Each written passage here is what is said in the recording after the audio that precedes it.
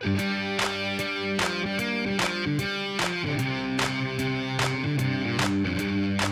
Daniel. Juanita, good to see you.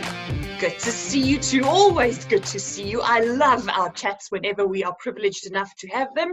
And today we are going to chat about how on earth you stay up to date. You talk about economics and politics, and you are so up to date. I mean, when something big happens wherever in the world on whatever it is that has an impact on economies or politics, the next day, if not the same day, I always see a post from you on LinkedIn saying, Daniel Silke, able to talk about this right now. How do you stay up to date like that?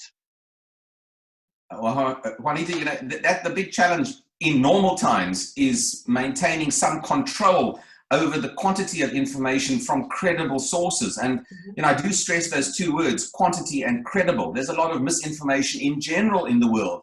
There is a lot of fake news in general. One has to be very careful about where you source your information, and for that matter, how you repeat your information as well, how you digest it and analyze it. It's a fairly complex process of also cross-referencing from one source to another.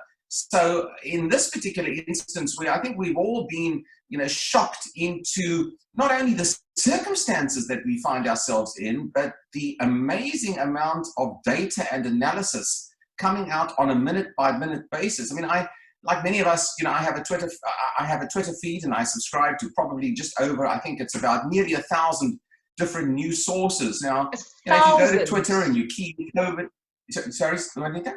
1,000, over 1,000. It's over 1,000, and it's growing. And if you look at the key words on Twitter, coronavirus, COVID-19, and the various variations of that Twitter feed is just working overtime. It's a ticker on steroids, is what that is. But one has to assimilate the latest trends virtually immediately. So I hone it down to a couple of key reliable sources where much of the information on the medical front, on the country by country front, is distilled rather well.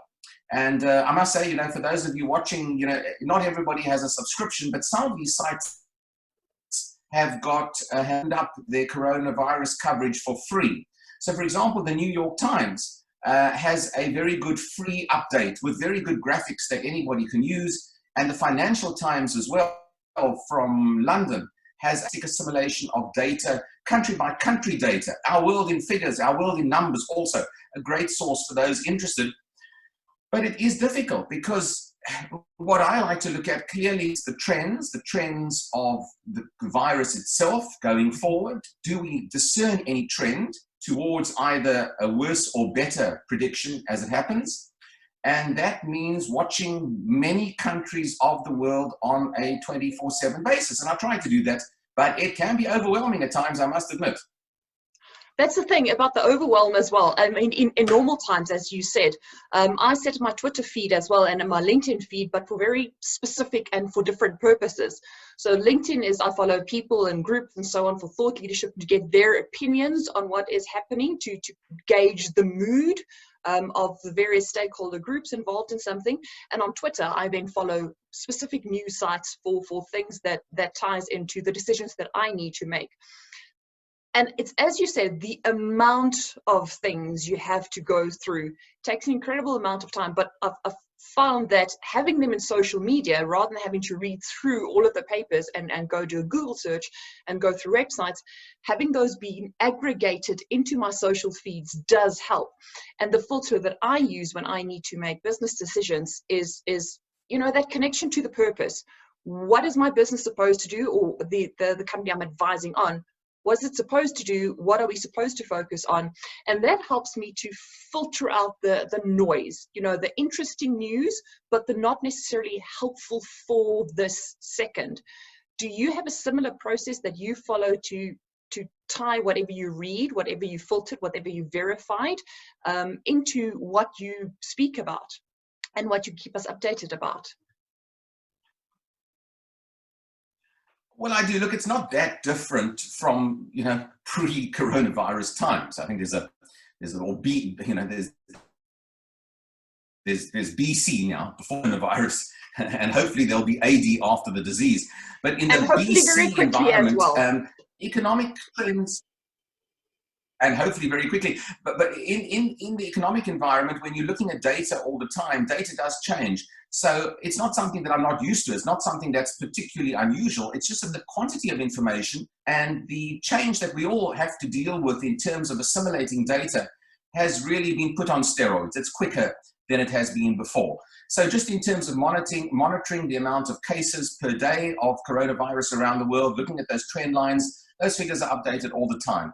And there are different ways of looking at the data as well, which I need to do as well. So essentially my own skill, if I might say, of assimilating information quickly and in a coherent fashion, and then repackaging it in a meaningful, and I might add also accessible way, remains the same. And that discipline absolutely remains the same, Juanita. So, I'm not doing anything differently.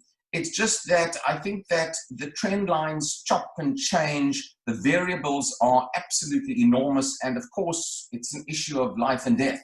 And that makes the broad discussion very much more meaningful and impactful as all of us feel it coming closer. And I might just add, from a South African perspective, we have a kind of luxury in that we've seen the future.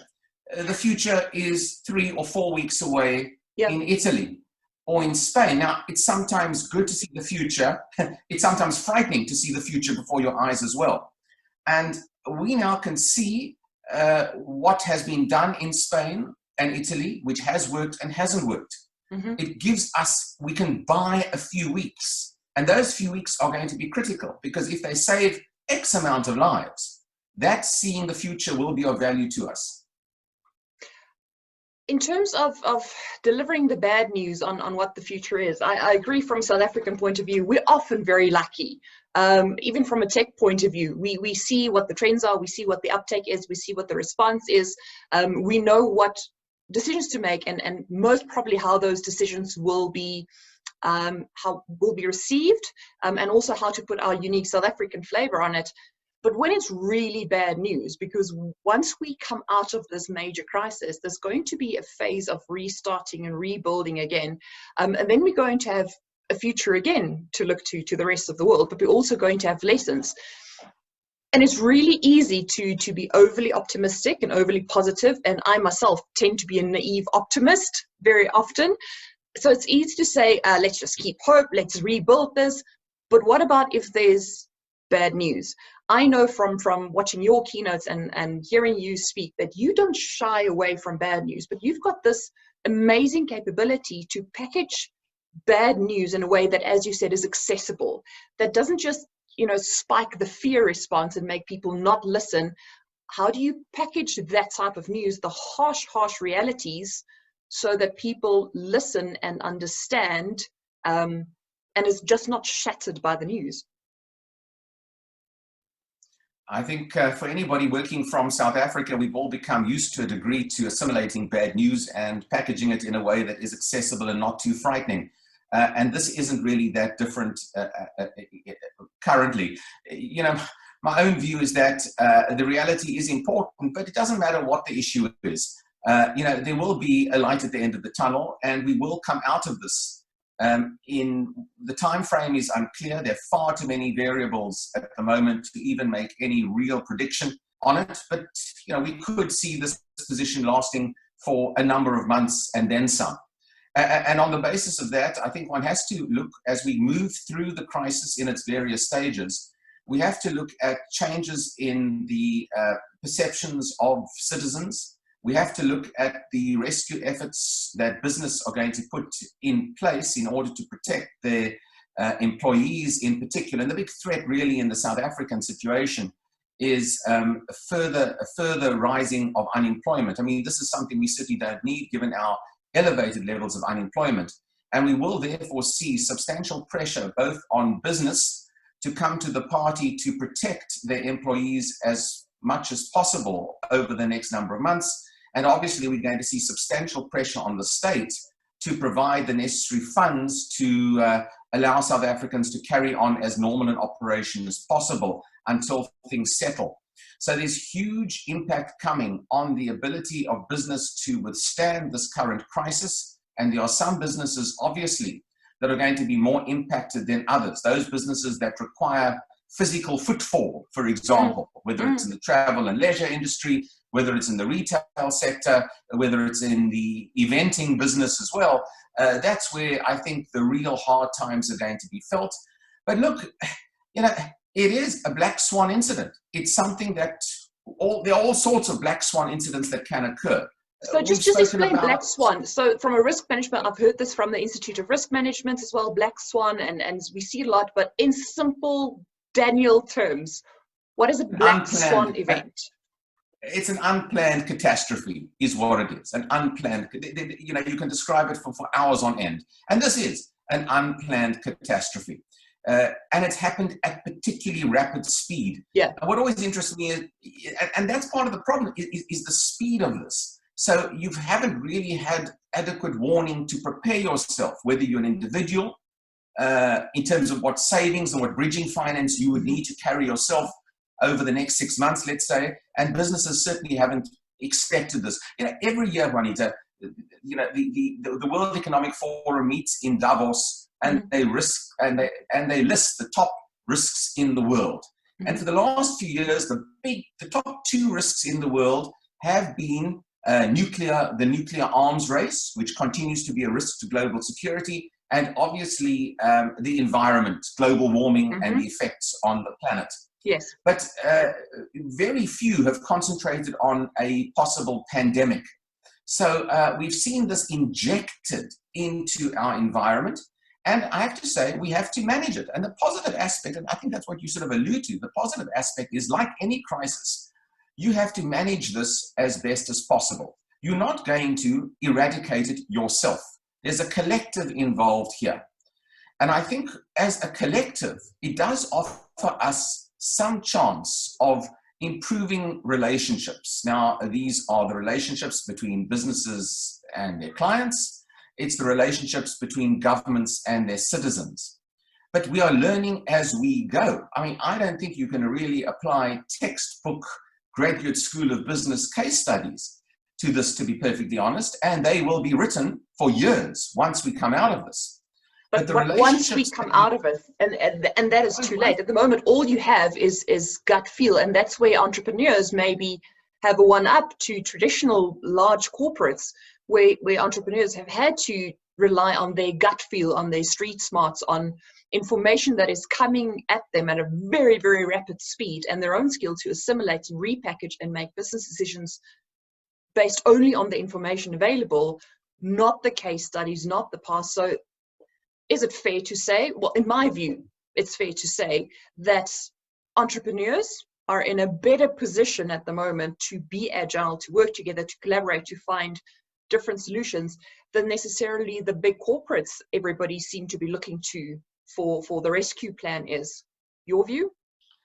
Well, I think you like me have sometimes used these buzzwords in our own presentations. I've used the buzzwords, we have to be flexible, more flexible, we have to be more nimble. And I think you're quite right. I've used the word to corporates as well. We have to be more agile. And under these circumstances, absolutely, because we are going to see a mutation of business practice and of social practice over the course of the next 6 months and possibly for many, many years to come. And I think, but at the same time, the unusual downside of all of this is that those who are protected by the formality of the corporate entity being on a corporate payroll, in the short term, certainly in South Africa, they are more likely to receive immediate benefits. Yeah. Those who are part of the much vaunted gig economy are the ones who are really going to suffer, because a government, particularly in the South African case, simply doesn't have those extra or additional resources to plow in. Whereas, of course, for salaried employees, they are able to cover salaries at least, or provide some sort of benefits to wage earners over a period of time. So, the pressure really will be on entrepreneurs and smaller entrepreneurs to be particularly nimble and flexible and clever to open up new business ideas over the next while. But it doesn't apply to a huge proportion of South Africans. Not every South African is, of course, an entrepreneur or a small business guy. Many are employed, many are reliant upon conventional methods of earning a salary. And that is where the real test is going to be, I think, on how the larger corporates themselves also review their structuring over the course of the next few years, and how society develops. But look, I think we should be careful of sort of writing the future now. And I've looked at a lot of, there's a lot of people speaking about what the future will be like. Yeah. Be careful of assuming what the future will look like now.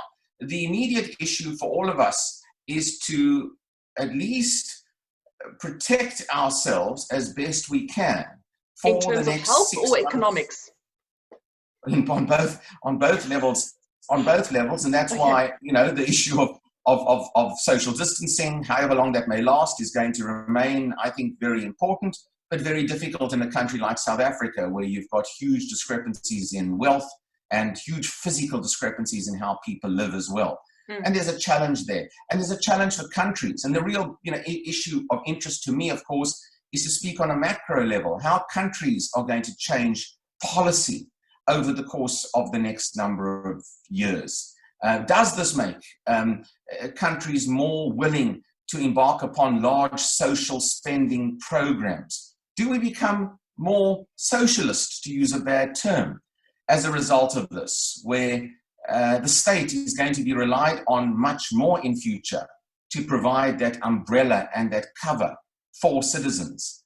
And I think the questions about ideology and what is the role of the state and how do we tax individuals in future as well in order to allow this to occur are going to be questions with us for some time.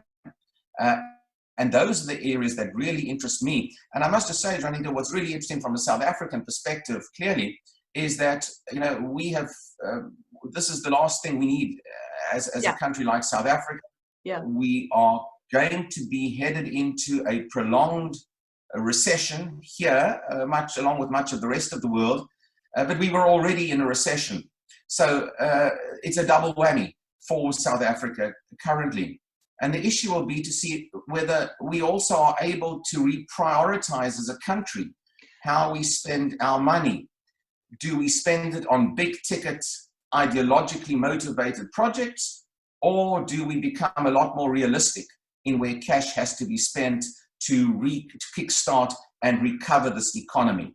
Do we concentrate on regulation, which often stymies economic development, or do we deregulate a little more to try and get people back to work as we slowly come out of this in the next number of months? So there are all sorts of fascinating political, economic, policy, ideological discussions to be had about what is the best response to this. It'll apply in some senses to corporates. It'll apply in a micro environment to a family who has, let us say, one member of a family who works for a retail establishment that might not survive the current crisis. Another member of a family who might be in the travel and leisure industry, who finds that business will be dead for some time to come. And those families themselves are going to have to reprioritize where they fit in within the economy, just as a larger macro environment like a country will have to reprioritize what its policies are. It's a tremendous challenge for all of us in every single level of society. I hear what you're saying in terms of we shouldn't be predicting the future. And I do agree, we don't have enough concrete information yet to predict the future, but all of the questions you've highlighted now, for me, is enough to predict the future. If I ever advise business or advise my own business or have to figure out where I'm going in terms of strats, it's never about knowing where you're going. It's very often not having enough to predict the future. And you can never predict the future with past information in any case, but it's about asking the right questions. And the right questions is a little bit further than the now. It's not just the how do we cope now, how do we survive now, how do we stay healthy now, but what questions should we be asking to redesign this future for us. And in business, it's asking those questions. What do I really want for business? Because many business owners fall into the trap of, well, I have this now, so let me keep on doing it. And in family business, I've inherited this now, so let me keep on doing it. From an appointed CEO, well, this is my job, so let me keep on doing it. Is now where there's almost a lull just before, if you look at global trend lines, just before the major health crisis hits, and the economic crisis has already hit, and we're going to see the fallout. But while there's still a little bit of mental positivity, while there's still a bit of mind space, is now the right time, from a business perspective, to ask yourselves those questions in terms of, what's my policy going to be forward? How am I going to look at recruitment? How am I going to look at remote work? One of the big discussion points at this stage. How am I going to look at my cash flow? How am I going to look at liquidity ratios? All of those things. Is now the right time, or do we need more data first before we design our own futures, just the framework of it? I refuse to sit and wait until all of this comes to fruition and then only starting. I think that will be too late. Well, I think all businesses should always be looking at those issues at all times. So I don't think it's a matter of, when do you do it? I think constantly reviewing the changing environment is the mark of a good business. And but people don't, and maybe that's where I'm coming back to my earlier question: how do you stay up to date? Because businesses don't. In board meetings, it's always about the agenda and the strategy document that's been created 5 years ago, and then you just go through the strategy. But it's just run-of-the-mill thing. No one is appointed to look at the changing environment and then extrapolate it into what it means for us. It's almost a tick box exercise to go through the risk register, and if none of those risks are checked, and if there's a mitigation strategy in place, then that's okay. But you seem to do it differently. You seem to understand that every minor something is interconnected to something else that will eventually have an impact, or suddenly have an impact. So while businesses should be looking at what's happening in the environment, how they should change, they don't.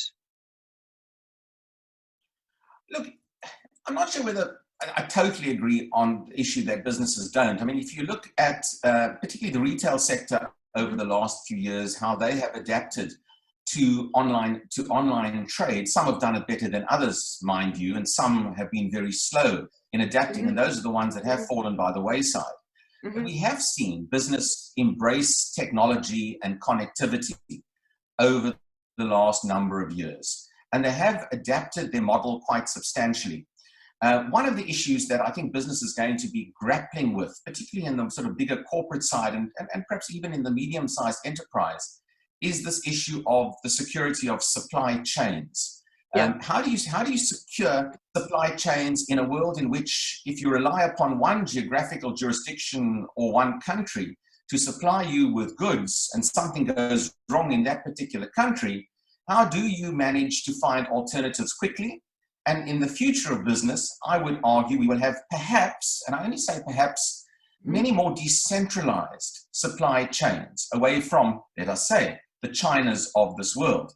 And that will protect, to a degree, industries from these geophysical shocks that we've seen, like the coronavirus. Now, I think that's one of the trends that we are going to see. And I would argue it, obviously, and when you say to me, well, how do you remain positive about it? Of course, there's a positive aspect to that. Because if we can bring the supply chain back closer to home, particularly in the South African case, where we have underutilized factories in South Africa. And I know, because I look at the charts and graphs, there's a great economic measurement called capacity utilization. And if I could show you the graph right now, our capacity utilization has been low. In other words, our factories are not producing at optimal level and haven't been for some time because the economics of the country, our growth rate, has been so slow. Now, really what we need to do is return some of that manufacturing back to South Africa. And that will afford not only greater security of supply chain in products, textile and clothing for one, that's been decimated in this country over the last decade, but also it will bring jobs back to South Africans. So, there is a positive side to reviewing this. It's not a positive side, I might add, to China, because China will find it quite difficult as many regions of the world start to have sub-regional supply chains rather than just rely upon going to Guangzhou or Wuhan in the future for manufacturing. And that's why, just from a global perspective, I might add, the Chinese economy is going to feel this, not just because of the virus and its roots in China, but because global supply chains are going to rely less on China in future as well. But it offers us a particular advantage here. And when it comes to spending resources in South Africa, when it comes to the regulatory and policy framework in South Africa, manufacturing should be one of our top areas. It's been decimated in the last decade here. Here is an absolute opportunity for South Africans to reinvigorate that industry over time. So in every crisis, as the old saying goes, Juanita, there is an opportunity. Yeah. And if the opportunity means creating jobs, that is a major opportunity for us. But then we need to be focused on what the opportunity should be and not be seduced by opportunity as soon as it comes along, but be very, very clear on what the opportunities that we should grab with both hands should be. And in your estimation, that is manufacturing. Many people have said, well, move away from manufacturing, become a service economy, become a tech economy. And you saying, go back to manufacturing, but rethink your baseline, rethink your foundation, rethink everything you've been doing up to now to see whether it fits in with what you can kind of thumbsuck at this stage for what a new world might look like. Look, I'm not saying manufacturing is the exclusive priority here. There are a number of priorities. So don't get me wrong. Job creation. Job creation being number one, right? Job creation being number one, and also you have to take into account the reality of the skill set of many South Africans. Many South Africans are not able simply to adopt or adapt into some sort of high-tech service sector environment. The service sector environment ultimately is likely to be the sector that's going to take the longer to recover. So the manufacturing of essential goods and services within South Africa, to me, is critical. I gave a talk, in fact, my last talk before the eventing industry closed down, and I gave a talk on the coronavirus. And the example I said to my client was that, I went into a pharmacy recently. I looked on the shelves of toothpaste, and I don't know if you've done this, Juanita, but have a look on your pharmacy shelf at the range of toothpaste and have a look at where that toothpaste is manufactured. Yes. And I can tell you, 6 out of 10 of our toothpastes in South Africa are manufactured in China. There's no good reason why that should be the case. No. It's a foreign exchange loss for us, and we could bring those jobs certainly back into the country. So, when I talk about manufacturing, I'm not talking about luxuries, I'm talking about essentials, and I think we could do that. But look, obviously, the tech sector is going to be important in future. Communications like this, online communication, is going to be critically important. We've seen the only stocks globally to show any kind of resilience over the last few weeks or so has been this particular platform and those others that have team building, online team building and networking capabilities. Technology already was important. We've seen how those FANG stocks, the Facebooks and the Amazons and the Alibabas, all have been quite resilient during these particular times. So those companies that can offer online platforms in trade as opposed to the physical are the ones that are likely to continue to do relatively well during these particular times. And there are other associated platforms as well. But, I think that, remember, don't look for too many silver bullets here, because we are doing something as a planet that's completely unnatural. We're a species that needs to come together, and we are trying to keep people apart. And when that happens, you really do disrupt very seriously any kind of traditional pattern that might have been prevalent in the world. And until such a time as we have drugs to mitigate the effects of COVID, and we have a vaccine, which seems to be somewhat between 12 and 18 months away, we are going to see a relative stagnation of many of these existing businesses. I do a lot of consulting in the travel and leisure industry, in the hotel business in particular. Look, you've got very little potential to repurpose the hotel business. What's happening to the hotel business now? It's being repurposed into makeshift hospitals. Yes. The cruise line industry being repurposed into makeshift floating hospitals. So those are industries that really are going to find it very tough in the short term. But you're right. I do think that entrepreneurs who can develop online platforms for a variety of services are the ones that are going to excel over the short to medium term. And it may well be that our habits in various ways are going to change and change perhaps for some time. And on the basis of that, I think there is opportunity in the tech sector. But I always think of it from, a country of 60 million people in South Africa. It's a small proportion of people who will take advantage of this. The larger proportion are going to indeed be cash strapped. And that means that companies are going to have to provide products and services that are commensurate with a cash-strapped population, at least in the short to medium term. So premium products are going to take a knock, but essential products are going to continue to run quite well into the future and may well need to be packaged, presented in a different way than what they are now. On that incredibly advisory note, and my hamster running in my head wanting to go make notes for my own business, Daniel, thank you so much for sharing your insights. I am always gobsmacked after a chat with you, as with this one. Thank you for sharing. Stay safe. See you on the other side. And it will be. Thank you very much, There Juanita. will be. Thanks, Daniel. Bye. Bye-bye.